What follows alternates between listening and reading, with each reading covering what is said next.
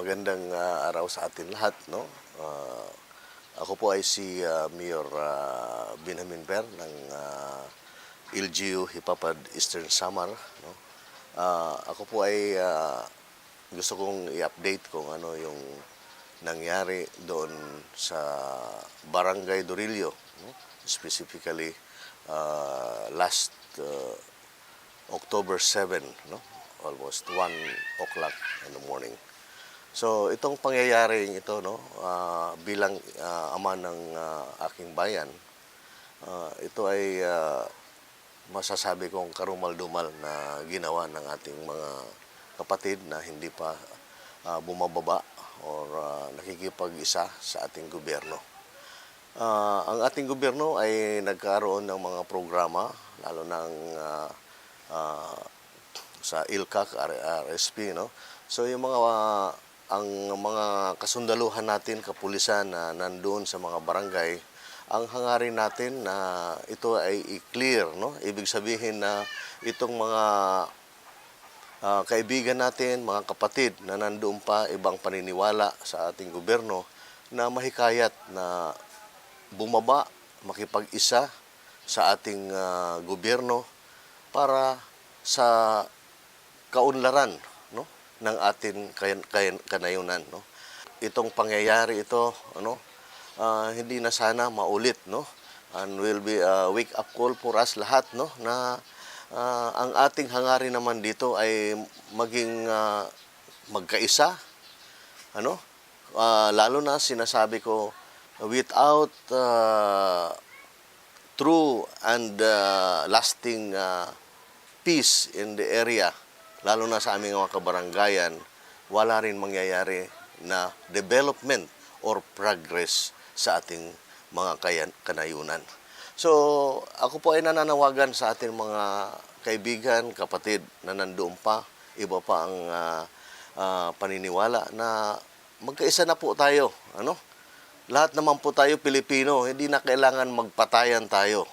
Kasi sa isang nawawalang buhay, marami po ang nagsasakripisyo, ang mga asawa, ang mga anak, ang mga kapatid, lahat na po, no?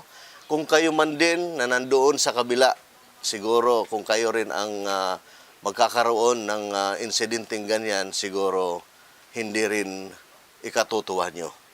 So ako bilang mayor ng Hipapad, ako po sa ngayon, ang aming pinufokusan ang Barangay Dorillo.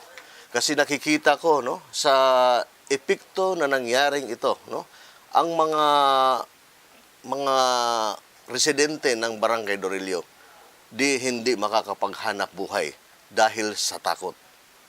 Dahil sa takot sa paligid at saka ang ating mga kababayan doon, no, maski ano pa, talagang mahihirapan rin sila maghanap buhay sa mga sa mga kanilang mga taniman or mga doon sa mga farmlands nila, no, dahil ngayon sa nangyari. Sana ito ay hindi na po mangyari, no, kasi para sa amin ang hirap ngayon ng panahon.